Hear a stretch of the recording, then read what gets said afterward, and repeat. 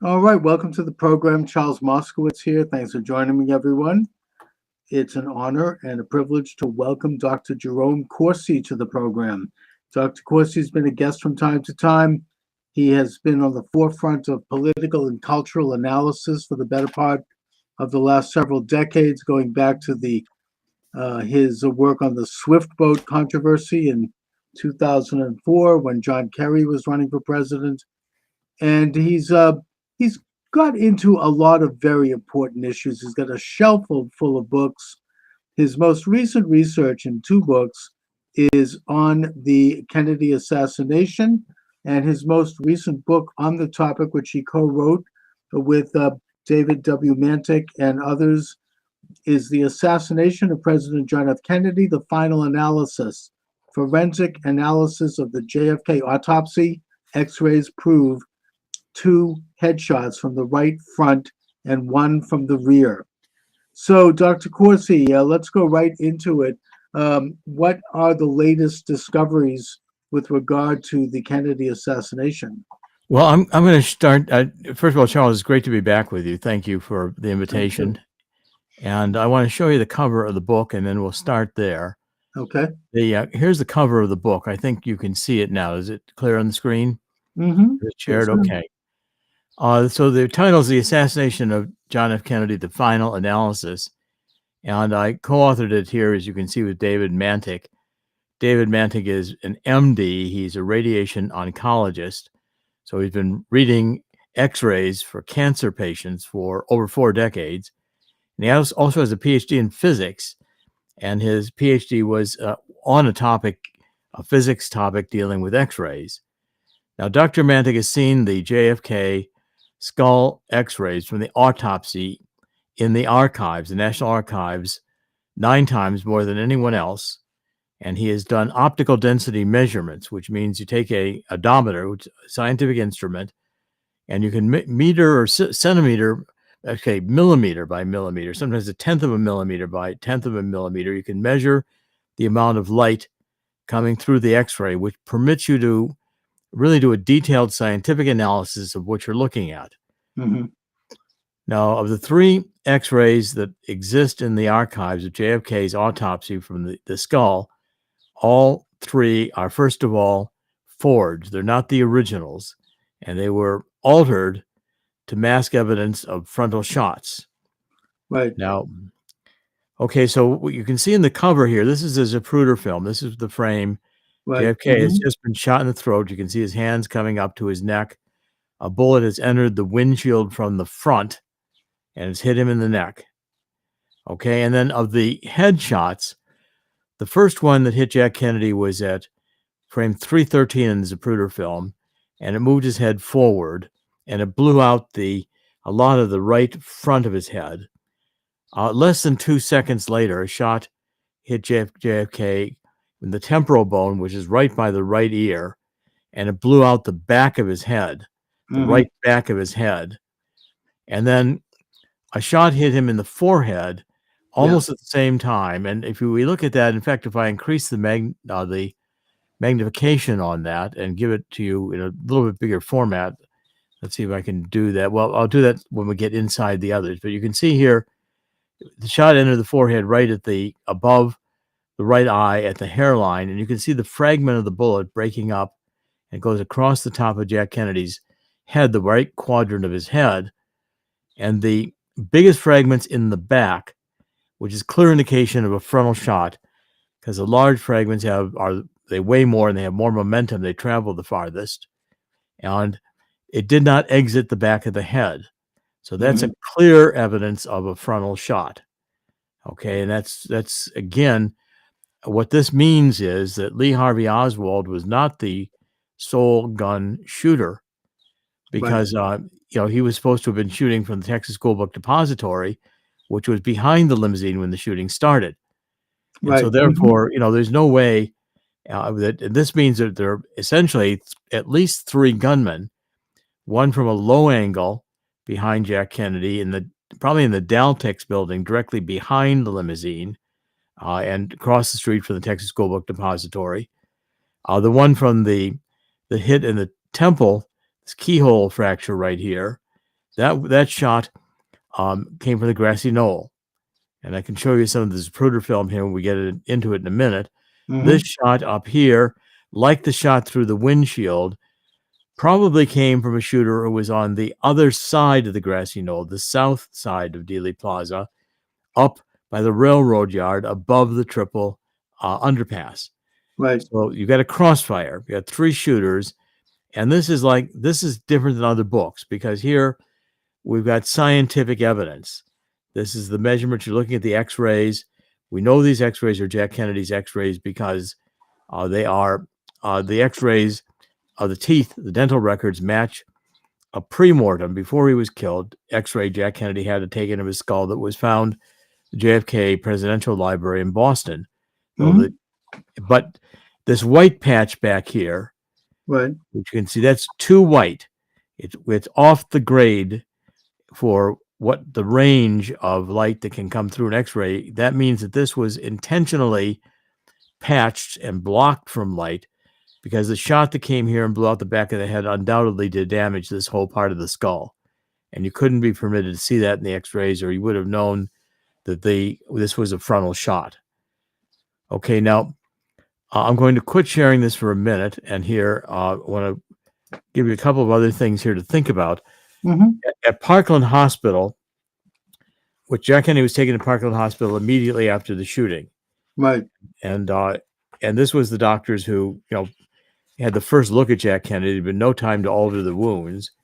And what they saw, they all said that it was two frontal shots that they saw. And I'm going to read you some of what they said. Here is a nurse. Her name is Nurse Bell. She just comes into the trauma room 1, the emergency room at Parkland, for just a couple of minutes. For literally, her job is to see how badly the patient is injured and right, whether or not there's going to be an operation needed, because she's going to go prepare the operating room. Right. So she was the first person to see the president when he came in. Yeah, and she's taking a look at it to see how bad the wounds are. So her testimony under oath to the Warren Commission, she said, when I took the first look, I could recognize the president, but I didn't see an injury because there was no injury around his face, she explained. So she said, where's the injury? Now, Dr. Perry, who was standing there, he was trying to do a tracheotomy. He's trying to open up the bullet wound in the throat, see if they get a tube down there to get JFK breathing. Perry reached up on the president's head and he pulled it up and he turned it a little to the left so you could see in here. And there was a gaping hole, she said, where the brain and fluids were dripping out. If the wound on the back of JFK's head could have been 3 or 4 inches in diameter, what I saw. That's like a baseball. Yeah. Dr. Crenshaw said, I walked to the president's head to get a closer look. His entire right cerebral hemisphere, that's this part, the whole right of the hemisphere, appeared to be gone. It looked like a crater, an empty crater. All I could see was mangled, bloody tissue. From the damage I saw, there was no doubt in my mind that the bullet had entered the head through the front. As it surgically passed through the cranium, the missile obliterated the temporal, that's up by the ear, right, and all the parietal, this is up more towards the top of the head, and the occipital lobes in the back of the head were gone, lacerated, and then it lacerated the cerebellum, which is a part of the brain at the very back. Yes. The wound resembled a deep furrow in a freshly plowed field. Several years later, when I showed slow motion films of the bullet striking the president, the physics of the head being thrown back provided final and complete confirmation of a frontal entry by the bullet to the cranium. Okay, so now that's what they saw at Parkland. And I want to show you some of the Zapruder film and I'm going to share my screen again. Yes. And I'm going to show you in the Zapruder film where you can see these two of the shots very clearly. And here we go. Share this, and I'm going to pick out frame 313. Okay, this frame here is where the shot hits JFK in the back of the head. And you can see the blood and tissue are going up out of his head forward. The front of his head, the very front of his head here, they're kind of like a head flap. That's where the bullets exited, and the damage has caused the bullet going through the head, and he's pushed forward. Mhm. Now, less than 2 seconds later, in frame 331, there is a massive hit to the side of the head, and I'm going to blow this one up so you can see the comparison here. This one here, I'm going to make that one go to be much bigger, Mhm. and so you can get a close-up of it. We're going to go to, I'm going to zoom in on it. Okay. You can see basically there that JFK's head, you can see two separate wounds.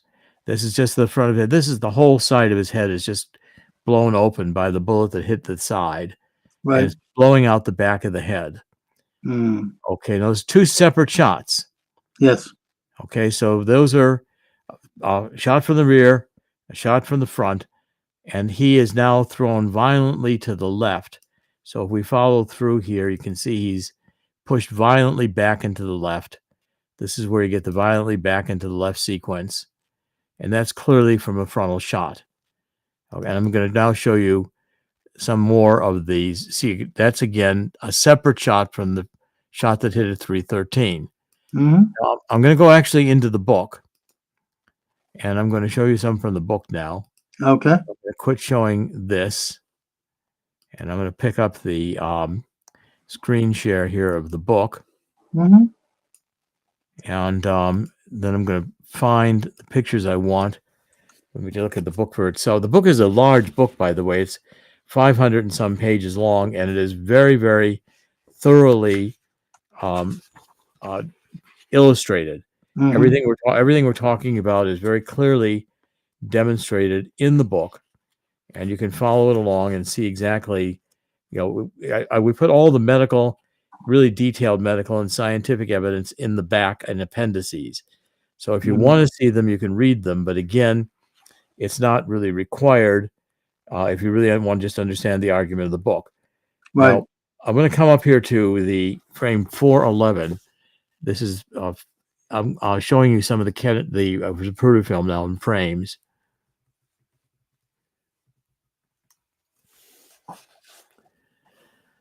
Okay, so here is this is the head explosion of 331, and I'm going to Right. now again make sure I bring this up so you can see it really well.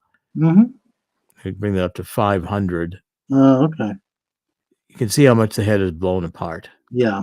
Yeah. That's a tough. Yeah, these are gruesome pictures. No, it's I can barely even now I can barely stand to see So this. he's moving back into the left, and Clint Hill is coming up onto the. This is a Secret Service agent. He's Yes. reaching Mhm. for the hand. So the shot throws Jack Kennedy back into the left. Clint Hill gets covered by brain matter. As this officer over here gets covered by brain matter, Jackie Kennedy starts to come out of the car, Yeah. and she's reaching back. She's reaching for a piece of Jack Kennedy's brain in the back. I want to increase this one in size so that Yeah. we get a good look at it. I think this part of the Zapruder film was only declassified recently. I mean, we saw a lot of it originally, but we didn't see this. I mean, this. In this detail, she's reaching for a piece of the brain. Mhm. And when she gets the piece of the brain, and the whole point of this is it's all blown to the left. There's a fragment of Jack Kennedy's head that's actually blown on the lawn over here. Right. Mhm. That's clearly a shot from the grassy knoll. Yes. Okay, Yeah. and the X-rays validate that. Now, when Jackie gets it, she goes back into the car, and what she does is she tries to put Jack's head back together again. Oh. So when they're going through they're now driving further down on Elm Street, and they're going through the triple underpass, and Jack Kennedy is sitting upright. You can see his face. Yeah. You can see his ear. He's dead. Right.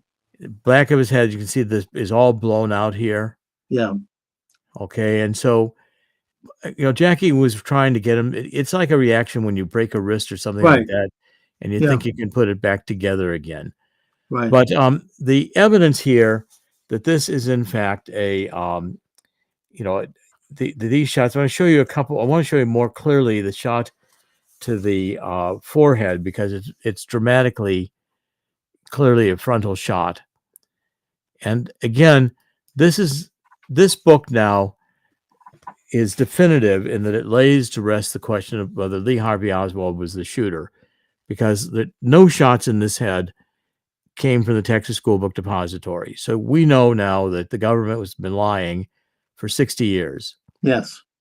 And framed Lee Harvey Oswald as the shooter when they So knew there he was no shots coming from the Texas School Book Depository? None at all that hit his head. Right.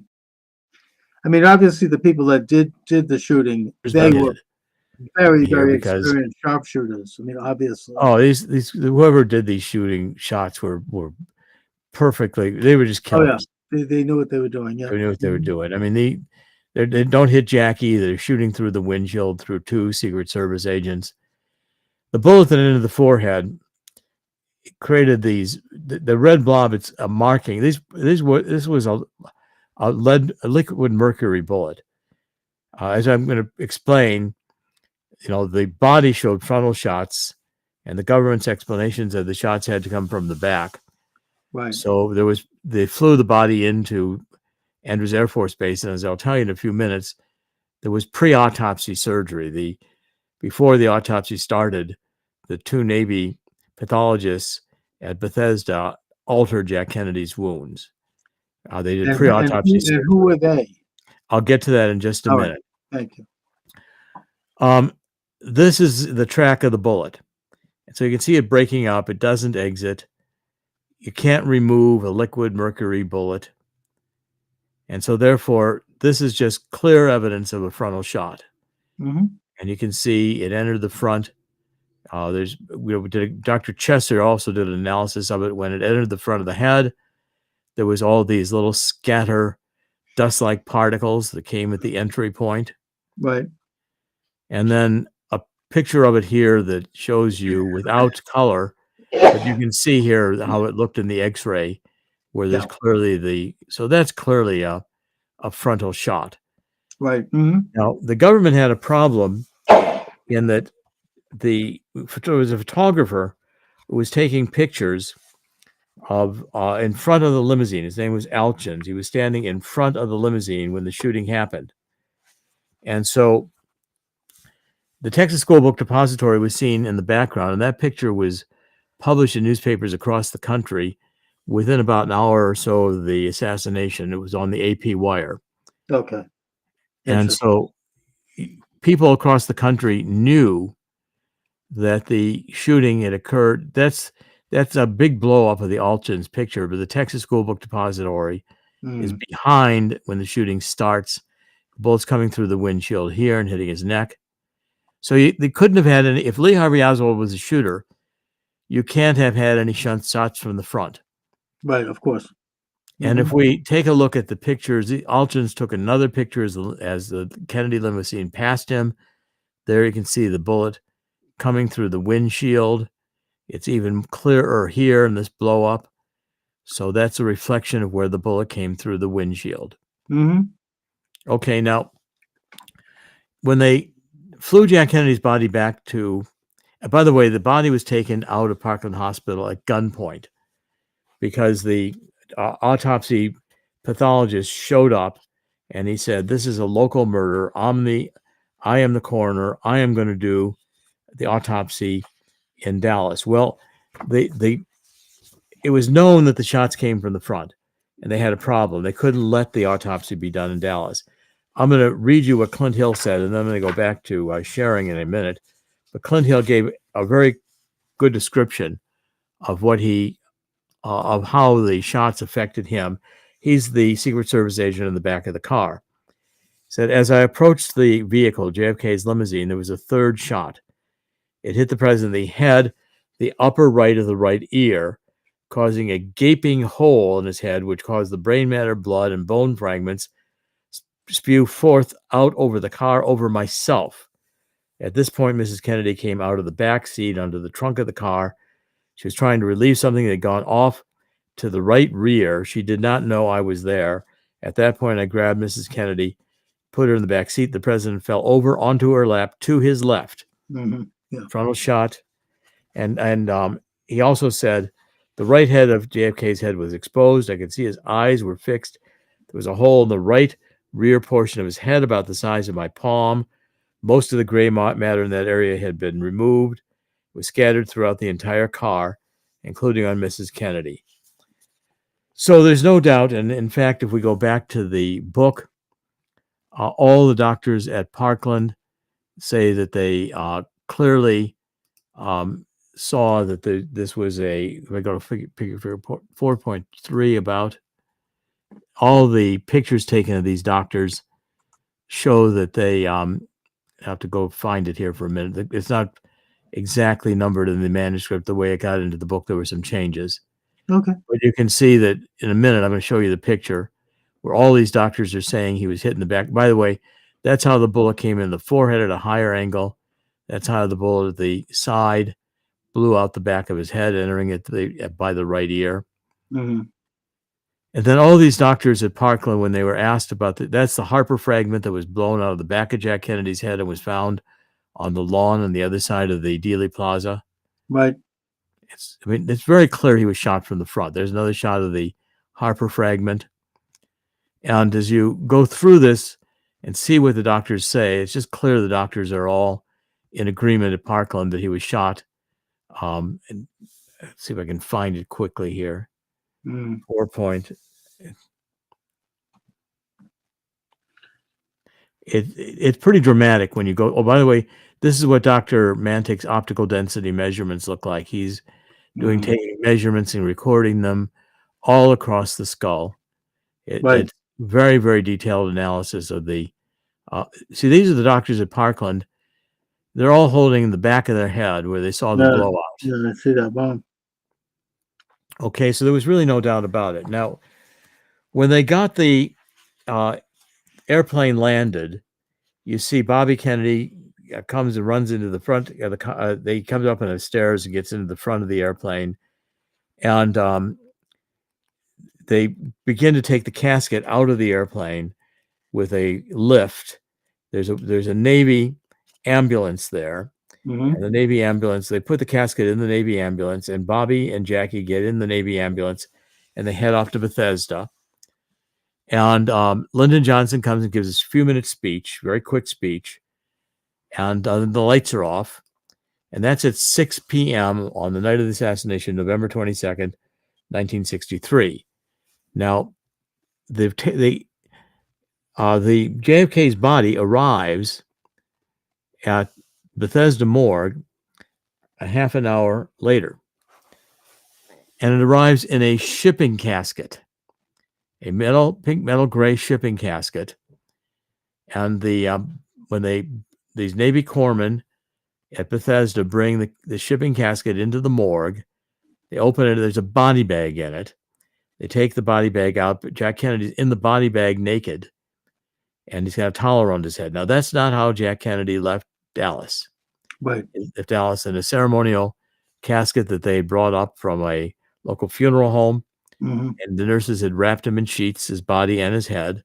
Yeah. So the body had gotten removed from the casket and was helicoptered to Bethesda, and it arrived in a black Navy ambulance, which was not the same ambulance that, of course, Jackie and Bobby left left to go towards Bethesda. That was a completely different hearse. I want to find the quote here from Paul O'Connor, who was one of the corpsmen that night, and he made it clear that there was. He says Paul O'Connor was interviewed. He said, Paul O'Connor, the back of the morgue opened up, and a crew of hospital corpsmen and a higher-ranking corpsman, Dennis David, brought in a plain pinkish gray, what I call a shipping casket. It was not ornate. It was not damaged. It was just pinkish gray casket. They brought it up into the morgue and set it. We had two tables in the morgue, autopsy tables. They were back to front. They weren't side by side. They were back to front. They brought it up front where we were. At that time, we opened the coffin, and inside was a body bag.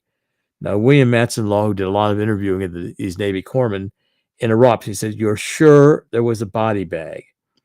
Paul O'Connor, absolutely sure there was a body bag. We unzipped it quickly. Inside was a nude body with a bloody sheet wrapped around the head of the body. We lifted the body onto the table. Now, two of the doctors, Dr. Humes and Dr. Boswell, who are going to do the autopsy, come out, and they start to do pre-autopsy surgery of the head. It's witnessed by Navy corpsmen. It's witnessed by one of the people who was there, the mortician who's going to prepare Jack Kennedy's body to show it back at the White House. And they saw this surgery. Now, I'm going to show you what they did was they opened up Jack Kennedy's head to change the frontal shot in the forehead and make it look like an incision. They took a saw and they removed the top bone in JFK's head, which is called the parietal bone. Yeah. And this is what Jack Kennedy's head looked like after the pre-autopsy surgery was done. These pictures were not released until a few years later. Sure. And you can see a head brace under Jack Kennedy's head. That was not in the morgue. I'm going to increase this size, and you can see how the top bone is gone. Yeah. And how they've messed inside his head, trying to. The brains are all scrambled. And the front. It's got. I'm going to show you a better picture of this, but the front is like a wing nut. And they made a complete mess of the head. I'm going to go forward and show you another picture of it. Let's just see here. Maybe it's behind this. I'm not sure which direction it's in. Let me look for a second. I think it's in front. You can see how well illustrated this book is, by the way. Yeah, beautiful. And okay, now this is another view from the side. And here we go. So we're going to do 200. You can see they messed up the incision up here. And the top bone is gone. I'll show you one more of these pictures, which is in color. So it's really the most gruesome of them, but it's important that you see it. Okay. And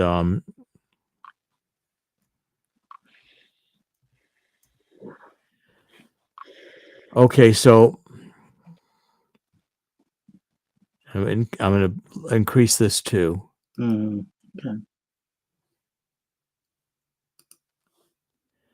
All right, now you can see how this is where the incision in the forehead was. Yeah. You can see the straight line saw cut to remove that bone. That is clearly not. Yeah, that's unbelievable. That saw removed that bone. Oh, yeah. That's not a shooting from park. No. That's pre-autopsy surgery. The two FBI agents who attended the autopsy said when Dr. Hume brought the body into the morgue, everybody gasped because there's clearly, to anybody who knows autopsies, this was pre-autopsy surgery, which is illegal. Of course. It's not how a bullet wound looks. And I guess Hume said there was pre-autopsy surgery because the two FBI agents put it in their 302 after action report. And that's in the public record. That there was pre-autopsy surgery. Okay, now I'm going to quit sharing the screen here for a minute. And now what happened with the casket is by about 7:17. So Jack Kennedy's body arrived at the morgue at 6:30. They began doing the pre-autopsy surgery. By about 7:17, the limo from Bethesda shows up. It comes to the front of the Bethesda Naval Hospital. Jackie Kennedy and Robert Kennedy get out and they go up to the VIP room through the front door. Okay. The two drivers who were the Secret Service agents driving the limousine in Dealey Plaza are now driving the hearse. And they don't know where the entrance is to the morgue. So Roy Kellerman goes inside the morgue from the front door to look for, it goes inside the Bethesda Naval Hospital to look for the morgue. William Greer, the driver, is sitting there. And the two FBI agents who do the 302 report, Jim Siebert and Frank O'Neill, come up and they say, well, come with us. We have to get our FBI physicals every year at Bethesda, so we know where the morgue is. They take the hearse around to the back of the morgue, back of Naval Hospital, and the two FBI agents and the two Secret Service agents unload the Dallas ceremonial casket and put it in the anteroom for the morgue. The Navy corpsmen say you're not allowed to enter the morgue. because Mhm. obviously they're doing pre-autopsy surgery. They don't want that seen. Right. And this is the ceremonial morgue, the casket that left Dallas. That's at 7:17. Now there's also a Navy and there's all units honor guard. So Navy, Air Force, Marines, Army in dress uniforms. And they were at Andrews Air Force Base. They had their own car and they were going separately to Bethesda morgue. Mhm. And they were going to get there too early. So Admiral Galloway from the morgue, he's part of the Bethesda Naval Hospital, finds another Navy gray ambulance, and he drives out and he finds these guys driving around with the honor guard. He leaves on a wild goose chase for 15 or 20 minutes around Washington to delay them. Wow. They don't arrive until about 8 o'clock. By then, they've got Kennedy's body back in the ceremonial casket. The honor guard brings the casket into the morgue. They open up the casket and start the autopsy. And they say there's pre-autopsy surgery. Mhm. So I think you can see now from what Dr. Mantic did by documenting, this is like crime scene investigation. This is not he said, she said. We're not talking about who Right. the shooters were. We're not speculating. We know everything we've said in this book is true. And the pre-autopsy surgery was validated by Doug Horn, who wrote an introduction to the book. He did 5 volumes inside the Assassinations Records Review Board. Doug worked on the Assassinations Records Review Board for several years, and he got the medical evidence, did a lot of interviewing of all the medical personnel, especially at Bethesda, and wrote a very comprehensive report on documenting the pre-autopsy surgery. Mhm. Now, why this is important today, because it's clear that on November 22nd, 1963, the CIA, which, by the way, had a complete background analysis on Oswald. Oswald was captured about an hour into the flight going back to Washington. Right. And the CIA distributed worldwide a dossier on Oswald that said he was a Marine who had served at a secret base in Japan, from which we were flying these U-2 planes over China and Russia, and that he had defected to Russia as a communist sympathizer. So the CIA obviously had that prepared. They had a frame up on Oswald to begin with. Oswald said he was a patsy. When the limousine got to Parkland Hospital, the Secret Service gets a pail of water, and they start washing out the blood and guts from the back seat. They're altering a crime scene. People, bystanders, see the front bullet that came through the front of the windshield. They see it's a frontal shot. It punctured the outside as it entered the windshield, and it beveled the glass. Mhm. Glass actually fell back in Jack Kennedy's face, and the mortician had a hard time stopping the little bleeding that was going on in his face, even after they prepared Jack Kennedy for display. And so the Secret Service got the limousine out of there. The Secret Service began altering evidence from day one. You have a deep state military-industrial complex killing a Jack Kennedy. Jack Kennedy did not want to go to war. He wouldn't go to war with Russia and the Cuban Missile Crisis. He back-channeled to Khrushchev. We took our missiles out of Turkey. Khrushchev took Soviet missiles out of Cuba. Mhm. Jack Kennedy started to have détente. He wanted to have a test ban treaty, which he put in place for Kennedy and Khrushchev. Right. And he gave a speech at American University. That's where the final analysis comes from. Jack Kennedy said, in the final analysis, we all live in this small planet. We all breathe the same air. We all cherish our children and grandchildren, and we are all mortal. So he wanted to have coexistence. He had signed an order to pull out of Vietnam. The Joint Chiefs, there's going to be billions of dollars made going to war. They wanted to go to war. And so the deep state just took over and lied. They created a narrative. And so therefore, what the message of the Kennedy assassination is that this hasn't stopped. And 9/11, why do buildings collapse that were not hit by the airplanes? Building 7. Why in 1991 do we go to invade uh, to get Saddam Hussein, invade Iraq, and there's no weapons of mass destruction found. Colin promised that's why we were going there. Why do we have a bad flu that's made into a pandemic and a vaccine that doesn't stop you from getting the disease, but in fact could make you sick and kill you? The government lies.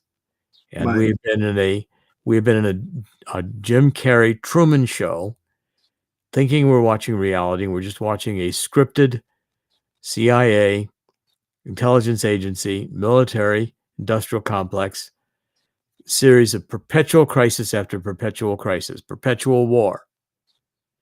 Destroying the economy when they want to destroy the economy, creating pandemics. Now you've got the globalists wanting to take over, and the rest of us are going to eat bugs. They don't need us anymore. We're useless eaters. Right. Well, you can see. I'm not sure that I think the CIA has controlled every president since Kennedy, with the exception, I think, of Reagan and Trump. Yeah. And the CIA is still got And Joe. look what happened to them. No, look, I mean, Kennedy actually thought that he was president of the United States, and he was fatally mistaken when he began to exercise the constitutional powers of that office. That's right. The deep state, which, as you say, they stand for a policy of perpetual war for perpetual peace, as historian Charles Austin Beard called it in his famous book in the 1920s. Of course, later on, he'd be denounced as an anti-Semite, which is not true. Basically that was the policy they were promoting.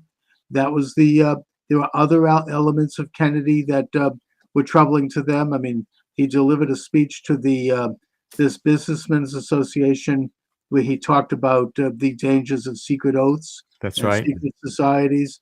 Fascinating speech.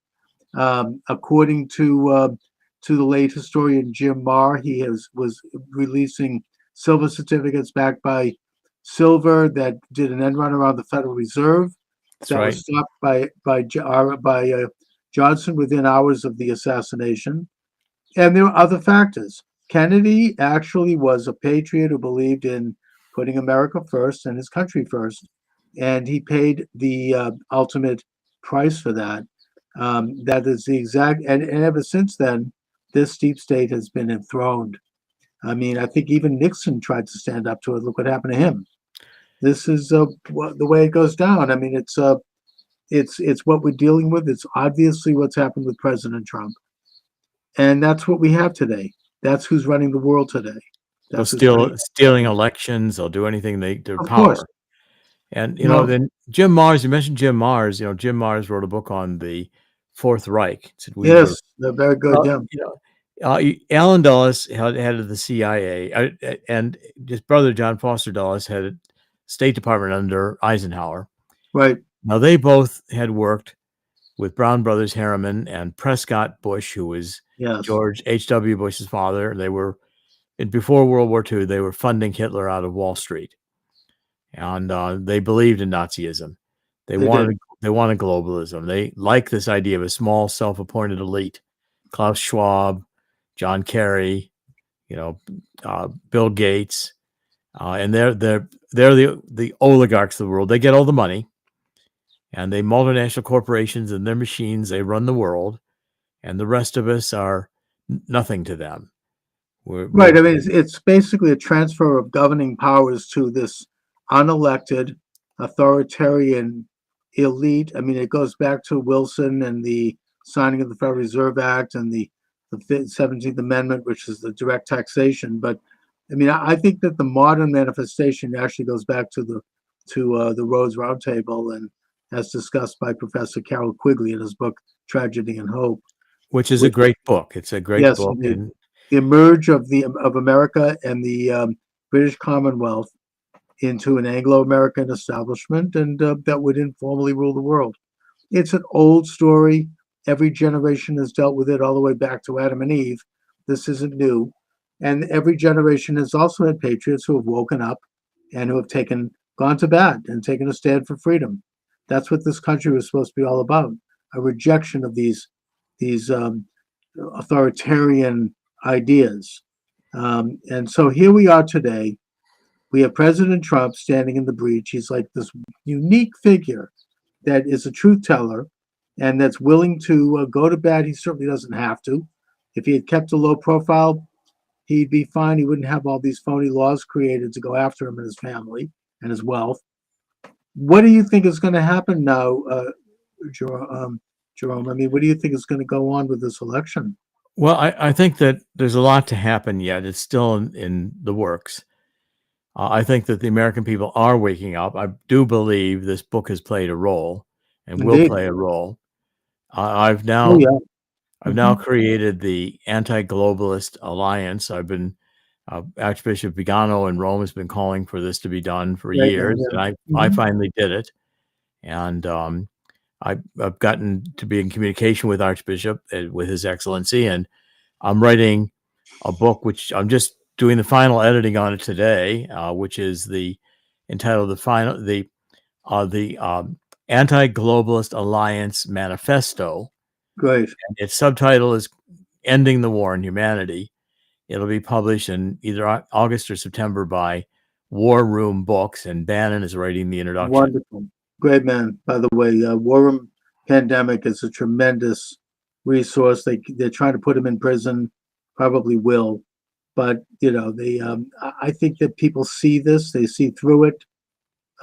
These are prices that have to be paid. So Jerry, what can my listeners and viewers do to help? How can we get involved? Well, there's lots of ways to get involved. When I form the Anti-Globalist Alliance formally and launch it with a website, you can join as members, participate. We're going to be running programs, to get things back into community control, get it out of the control of the globalists. Different programs are going to be outlined in this manifesto. Follow my website, which is thetruthcentral.com. And we're going to have lots of different ways where people can participate. But I'm very actively taking steps to reverse this. I've created new telemedicine companies. I want to get medicine back in the hands of doctors and people. And we'll be working. Those are part, again, of the Anti-Globalist Alliance, getting things back into community level. And so we're going to be very active on this as the elections approach. And I think these two books go together. Robert Kennedy Jr. knows about this book. I've talked with him about it. I've spoken with him, and he asked for a copy of the book. And he asked for Dr. Edward Fogarty, who's a radiologist, to look at Dr. Mantik's work. And Dr. Fogarty told Robert Kennedy that the book is 100% solid. That's correct. Good. And Dr. Fogarty is actually working with me on a project he's on. I have a medical website called GetLongevityMeds.com, and he's going to be offering hyperbaric treatment and some immune supplements, which are quite extraordinary. Wonderful. So he turned out to become a good friend, and now we're working together. Good. I should look into that. I'd like to. And I also am still concerned with the apparatus of voter stealing, of the ballot fraud. I think there's been progress made. The American people are aware of this. I follow some of these really sinister people like Mark Elias on Twitter, and he tends to show the truth. I mean, he'll tweet what they're doing. He was one of the architects of the phony Trump impeachment and the J6 scam, which now has been exposed even further with this tape that just came out with Nancy Pelosi. But nevertheless, their infrastructure is still in place. Yes, they can still do it, and they probably will do it if they need to. They'll do whatever they need to do to stop Trump. So I'm very concerned about that. Obviously, we all are. We are. I mean, they're ramping up the Ukraine war. We're now giving long-range missiles, firing missiles into Russia. Can you imagine that? Every president from Truman on down has avoided a kinetic war with a nuclear armed Russia. I mean, it's insane. The Biden is obviously going through very fast progressing senior dementia. Indeed. So you can't have a president who's in senior dementia. So it's obvious he's not running the country. So who is? Well, you got this deep state, the CIA, and I'm sure Obama's involved in it. I mean, the truth is, you don't know who's running the country. We don't have a republic any longer. We don't have representative Congress. These congressmen are all bought and sold. They are. I mean, what the hell happened with Johnson? I mean, they're like they're worse than if it was controlled by the open deep state. I mean, it's between Johnson and Mitch McConnell's wife is Chinese, and her family's worth billions or millions or whatever it is in China. And, that family wouldn't be around if Mitch McConnell wasn't, he has to do what China wants. That's how China plays. That whole family would be killed. And so therefore they play that game in China. They know it's cheap to buy Joe Biden for them. They've owned him for decades. And Joe Biden's been for sale for decades. Yeah. And, the problem is that the CIA, has been so deeply involved in everything. I mean, I caught HSBC in 2011 doing money laundering. They were taking people left the bank and they took their names and their social security numbers. They ran millions of dollars through new accounts opened under that information. They closed the account. Well, Department of Homeland Security asked for the information. I gave it to them, sent a permanent investigating committee. HSBC was charged $1.9 billion in criminal fines and nobody went to jail. They were money laundering for the Mexican drug cartels. The CIA was in on it. The Treasury was monitoring. We are the drug cartels. You can't run a drug cartel without a bank and an intelligence agency. You can't drive around with semi-trucks full of $100 bills. You got to get the money into a banking system. And so therefore, if people wake up, they realize we've got a criminal government that murdered a president and is getting us into suicidal wars. I mean, for all I know, their October surprise of this neo-Marxist Democratic Party will be to have a nuclear war. Yeah, we don't know if anything could go down. If they'll do anything to stop Trump and the MAGA movement and people who are trying to reassert sovereignty. But I think, I say in the end, God always wins, and indeed, this scheme always loses. It's just we're going to have to pay a big judgment of God because we've, let the country get away from God. We killed too many babies in the womb, chopped them to pieces after Roe v. Wade. We've started taking God out of our schools in the 1940s. This has been a country that moves from God is going to get lost and it's going to get destroyed. And we have to get back to these roots. I think the American people are still and increasingly awakening to this. I think if we have a great revival, which is possible, and I'm encouraging people, my TheTruthCentral.com daily podcast, weekday podcast, to say, 2 Chronicles 7:14, we need to get down and repent, and God will hear our prayer and heal our land. I mean, it's really gotten to that point. And these demons, and I do mean satanic demons, mutilating children. They're absolute demons that are at the very core of the deep state. They always have been. The problem is now they're out in the open about it, and now they have the technologies and the means that would have made Hitler and Stalin blush. I mean, they really can do things that are so all-encompassing that we can't even imagine it. I mean, the subject I think you've gotten into also is the mind control developments, particularly since World War II. Yes. And MK Ultra and all of the rest. These things are real, and these things are manipulating people to behave in certain ways and think certain things that they don't understand. It's an interesting subject. It's very manipulative. It's calculated. Right. And so therefore, I mean, and one of the other books I wrote on the truth about neo-Marxism, cultural Maoism, and anarchy was that, you had a defector from Russia, Bezmenov, in the 50s, who came over and said, he said the whole methodology was to get God out of things, to destabilize, to create this one series of crises after another, run psychological operations, get people to feel confused, and then they abandon power. The middle class is being destroyed.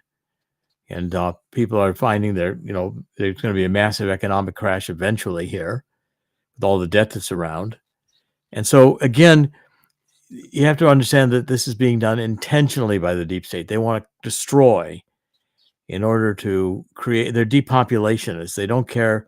They don't think they need these billions of people. They want the Earth's resources for themselves. And they will gladly eliminate billions of people. And they say so openly.